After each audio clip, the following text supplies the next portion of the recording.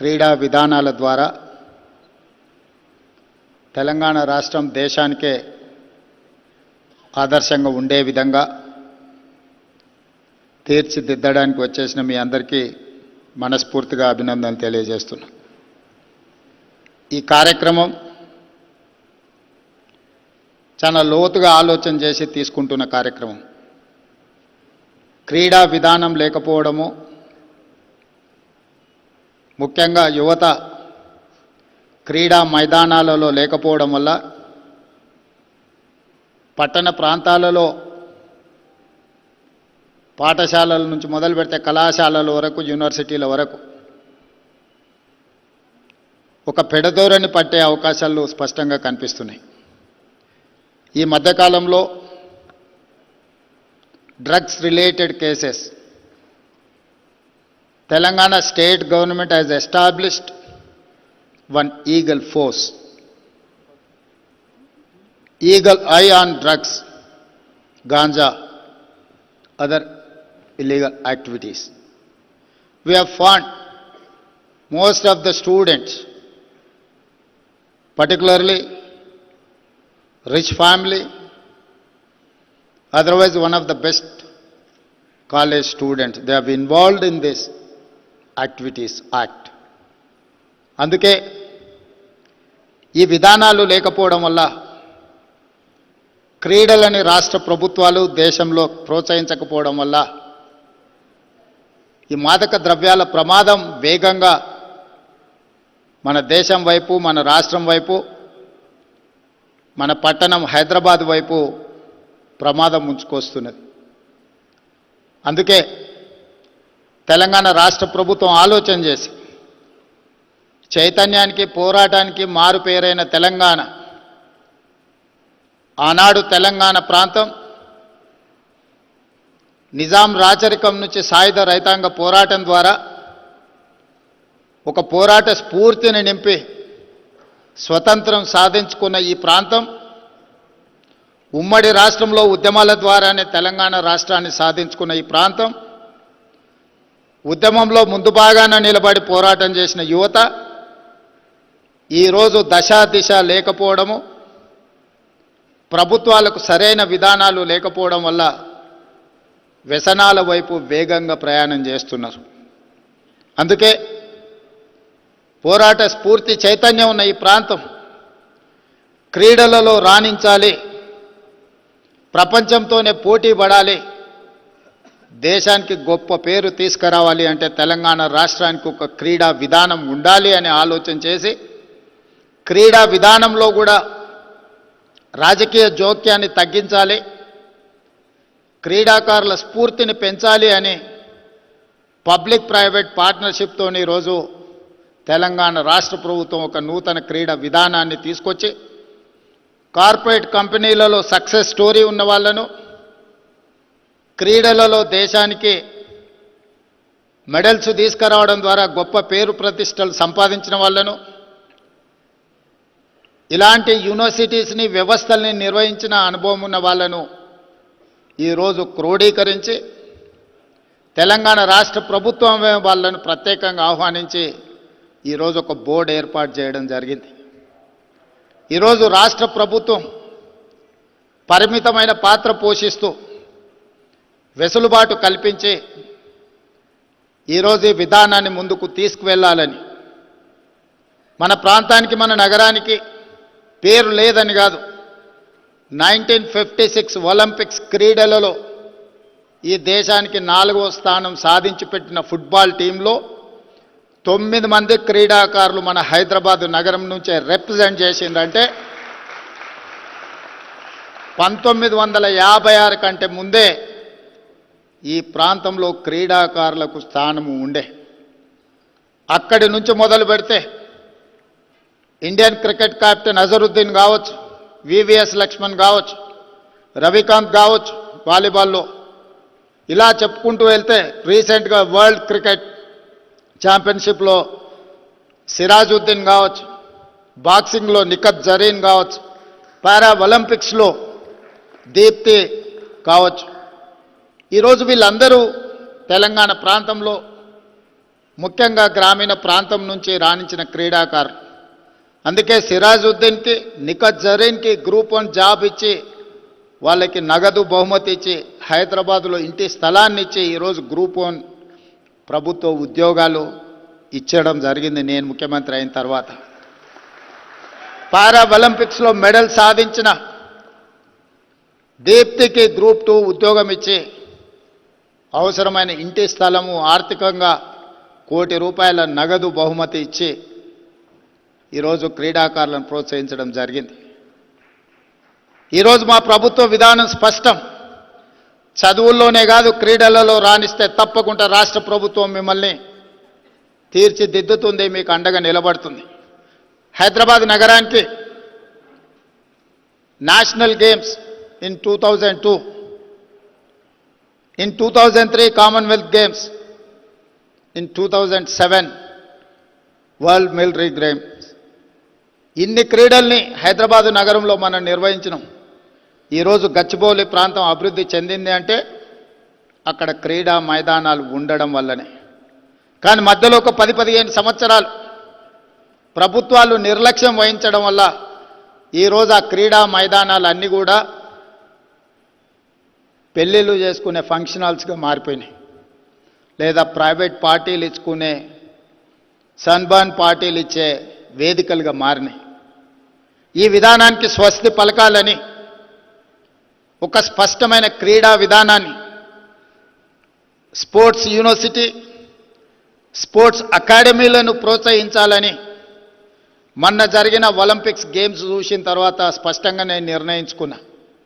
140 కోట్ల జనాభా ఉన్న ఈ దేశం మొన్న జరిగిన ఒలింపిక్స్లో ఒక గోల్డ్ మెడల్ కూడా తెచ్చుకోలేకపోవడం అంటే నిజంగా ఈ దేశానికి, మన జాతికే ఒక అవమానము అని చెప్పి నేను భావిస్తున్నా. ఒలింపిక్స్లో మొన్న జరిగిన మొదటి 20 దేశాలలో కాదు, భారతదేశం యొక్క స్థానం 71.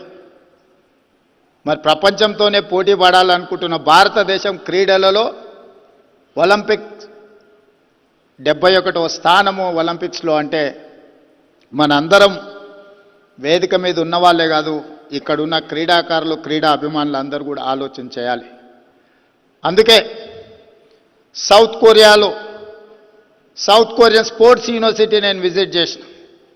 ఒలింపిక్స్లో 32 గోల్డ్ మెడల్స్ తీసుకొస్తే 16 gold medal only south Korean sports యూనివర్సిటీలో క్రీడాకారులు సాధించడం జరిగింది. ఆ sports university hardly the campus is only 30 acres. One of the girl I have met, she has achieved 3 gold medals in archery. ఒక అమ్మాయి ఒక యూనివర్సిటీలో 3 గోల్డ్ మెడల్స్ సాధిస్తే భారతదేశం మొత్తం కలిసి ఒక గోల్డ్ మెడల్ సాధించలేకపోయినాం. నిజంగా మనందరం ఆలోచన చేయాలి. అందుకే దేశంలో నూతన విధానాన్ని ప్రవేశపెట్టాలి. దేశం అభివృద్ధి చెందాలి. ఒక బలమైన ఆర్థిక వ్యవస్థగా ఎదుగుతున్న ఈ దేశం ఒక బలమైన క్రీడలకు వేదిక కావాలి అని మా ప్రభుత్వం ఆలోచన చేసింది. అందుకే మా విజన్ డాక్యుమెంట్ తెలంగాణ రైజింగ్ 2047లో స్పోర్ట్స్ పాలసీ కూడా ఒక చాప్టర్ పెట్టి ఈరోజు సమాజంలో సక్సెస్ స్టోరీ ఉన్న వాళ్ళని అందరినీ ఈరోజు ఒక వేదిక మీదకి తీసుకొచ్చినాం. వాళ్ళ అనుభవమే కాదు, వాళ్ళకున్న ఆర్థిక వెసులుబాటుతనాన్ని కూడా గ్రామీణ ప్రాంతాలలో ఉన్న క్రీడాకారులను ప్రోత్సహించడానికి వాళ్ళు వినియోగిస్తారని, వాళ్ళ వైపు నుంచి మద్దతు ఉంటుందని ఈరోజు వాళ్ళందరినీ కూడా సగర్వంగా ఈ వేదిక మీద కూర్చోబెట్టి తెలంగాణ రాష్ట్ర ప్రభుత్వం వాళ్ళను గౌరవిస్తుంది. अभिनव बिंद्रा जी, ये तेलंगाना ऐसा जगह है, हम लोग निजाम सरकार के खिलाफ आर्म स्ट्रगल, हम आज़ादी के लिए बहुत सारे हजारों में शहीद होकर हम हासिल किए. उसके बाद कंबाइंड स्टेट में तेलंगाना जनता को, तेलंगाना युवता खासकर एम्प्लॉयमेंट, एजुकेशन में कुछ नुकसान हो रहा है. वो नुकसान को खत्म करने के लिए हम लोग लड़कर हासिल किए तेलंगाना राज्य ने। आज के तारीख में 1956 जो ओलंपिक्स फुटबॉल 4th प्लेस जो आया, उसमें हैदराबाद से 9 खिलाड़ी फुटबॉल में पार्टिसिपेट किए। क्रिकेट मोहम्मद अजहरुद्दीन के बारे में मैं ज्यादा बोलने का जरूरी नहीं है। वीवीएस लक्ष्मण, आज के तारीख में मोहम्मद सिराजुद्दीन, निकत जरीन, दीप्ति जुवांगे, पैरा ओलंपिक्स, सब सारे क्रिकेट प्लेयर, क्रिकेट से लेकर अलग अलग स्पोर्ट्स में हमारे लोग तरक्की किए। इतिहास है, 2002 में नेशनल गेम्स हैदराबाद शहर ने होस्ट किए। 2003 कॉमनवेल्थ, 2003 दूसरा गेम्स हम लोग स्पॉन्सर किए। 2007 वर्ल्ड मिलिट्री गेम्स हम लोग स्पॉन्सर किए हैदराबाद में। उसके बाद ये राज्य ने रास्ता भूल गए, इसीलिए जो रास्ता भूल गए सरकार ने अभी नया रास्ता के लिए ढूंढ रहा है। इसीलिए वो रास्ता में स्पोर्ट्स पॉलिसी बनाने के लिए हम लोग पब्लिक प्राइवेट पार्टनरशिप में नया young India sports university, young India sports academy, ये दो पढ़ने के लिए, सर्टिफिकेट के लिए स्पोर्ट्स यूनिवर्सिटी, ट्रेनिंग के लिए स्पोर्ट्स एकेडमी। ये स्पोर्ट्स एकेडमी में कोचेस का बहुत कम है, कोचेस के लिए बहुत जरूरी है। इसीलिए हम लोग एमओयू किए साउथ कोरियन स्पोर्ट्स यूनिवर्सिटी से। कोचेस कोचिंग बहुत जरूरी है, जहां पर आपका जरूरी है वीटा दानी से जो उपासना, जितने भी मंच पे जो कॉर्पोरेट सेक्टर से आप लोग हैं, ये हैदराबाद तेलंगाना में स्पोर्ट्स आगे ले जाने के लिए आप लोगों का मदद जरूरी है। क्योंकि परसों जो ओलंपिक्स में एक भी गोल्ड मेडल नहीं मिला, सचमुच ये शर्म की बात है। छोटे देश, छोटे economy south Korea, they have got 32 gold medals in Olympics. Only one girl, she has got 3 gold medals in archery. फिर 140 करोड़ जनता है, सो इस देश कम से कम एक भी गोल्ड मेडल नहीं लाए। हम सब लोग बैठकर सोचने का वक्त आए। इसीलिए तेलंगाना राज्य के तरफ से, क्योंकि प्रधानमंत्री नरेंद्र मोदी जी ने ये ऐलान किया 2036 ओलंपिक्स इंडिया में ऑर्गेनाइज करने के लिए। ऑर्गेनाइज करने के लिए पैसे है, जगह है, हैदराबाद जैसा शहर है, हम कर सकते हैं। मगर एक भी गोल्ड मेडल नहीं लिए तो आगे अपना शक्ल दुनिया को कैसे दिखाएंगे। इसीलिए आने वाले दिनों में अच्छे अच्छे खिलाड़ियों को हम लोग तैयार करना है। उसके लिए हम लोग, आप और हम, यहां जितने लोग शामिल हुए, सब लोग मेहनत करने का बहुत जरूरी है। इसीलिए आज हमारा पॉलिसी, क्योंकि आज तक कोई पॉलिसी ही नहीं था, जहां पर पॉलिसी नहीं है, जहां पर अप्रोच नहीं है, जहां पर एंकरेजमेंट नहीं है, युवता अलग रास्ता पे जा रहा है। हम लोग तेलंगाना राज्य सरकार ने एक नया डिपार्टमेंट खोले, पुलिस डिपार्टमेंट में। इससे पहले vigilance and enforcement, anti corruption, otherwise grey hands, ऐसा कुछ फोर्सेस थे। मगर मैं मुख्यमंत्री बनने के बाद cyber crime and drugs, this is the major damage राज्य के लिए, देश के लिए करने में साइबर क्राइम एंड ड्रग्स का बहुत बड़ा मुद्दा बन गया। इसीलिए मैं अलग अलग एक नया डिपार्टमेंट इनिशिएट किए। ड्रग्स के लिए, गांजा के खिलाफ लड़ने के लिए ईगल फोर्स बनाए। वो ऐसे ही ईगल है, कहीं पर भी कोने कोने पे, फार्म हाउस पे, घरों पे, कहीं पर भी अगर गांजा कंज्यूम किए, ड्रग्स कंज्यूम किए, हमारा ईगल सीधा सीधा पहुंच जाएंगे, उठाएंगे। कोई भी हो, कितना बड़ा भी हो, सबको ले आकर खड़ा कर दिए थाना पे।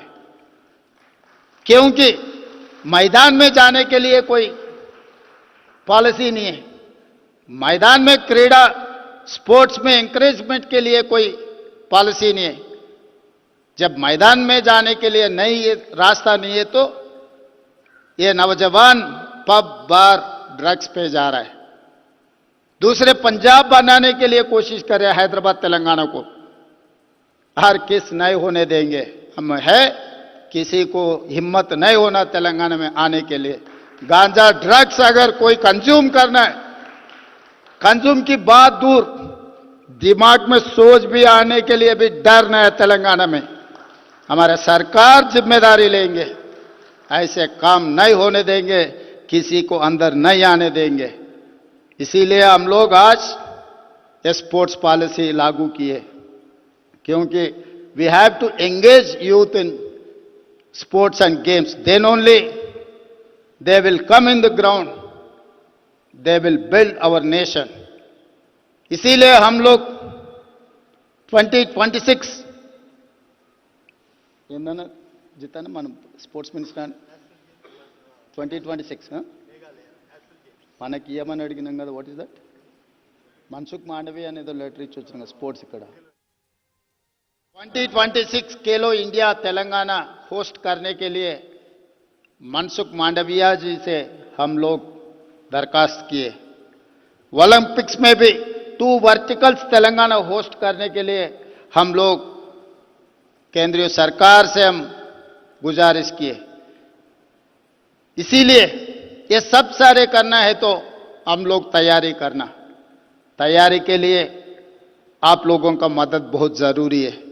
एक दिन स्पोर्ट्स कॉन्क्लेव लगा के भूलने का नहीं है, नहीं तो कागज में कुछ पॉलिसी बना दे के कागज को ले जाकर लाइब्रेरी में लगाने का नहीं है। ये कागज नहीं है, सोने का लकीर है। आने वाले दिनों में इस देश को, इस दुनिया से तेलंगाना हैदराबाद शहर से हम मुकाबला करेंगे। जो ओलंपिक्स में गोल्ड मेडल लाना है हमारे बच्चा लोग लाएंगे। स्पोर्ट्स को एनकरेज करने के लिए वर्ल्ड चैंपियनशिप क्रिकेट में जो सिराज ने लाया उनको ग्रुप 1 पुलिस ऑफिसर जॉब दिया हूं। Nikhat Zareen boxing champion, group 1 police commandant DSP job दिए, group 1 job. Deepti group 2 job दिए, फाइनेंशियल सपोर्ट भी दिए। इसीलिए आज मैं ये मंच से मैं स्पोर्ट्स एंड गेम्स जो भी तैयार हो रहे, मैं पेरेंट्स के लिए भी मेरा गुजारिश है, पढ़ लिखने में ठीक ठाक नहीं है तो भी नौकरी मिलने वाले आने वाले दिनों में उनके भविष्य अच्छा रहने वाले। स्पोर्ट्स एंड गेम्स में अगर वो लोग तरक्की किए तो हमारे सरकार तैयार है। इसीलिए sports academy, young India sports university लाने के लिए हम लोग आज पॉलिसी बनाए। आप लोग इसमें part of this game, this policy, आप लोग जो मंच पे है, आप लोग आने वाले दिनों में इस देश को रोल मॉडल बनने वाले हैं। आपके नेतृत्व में हमारा young India sports university, young India sports academy इस देश में एक नया शुरुआत होने वाले हैं।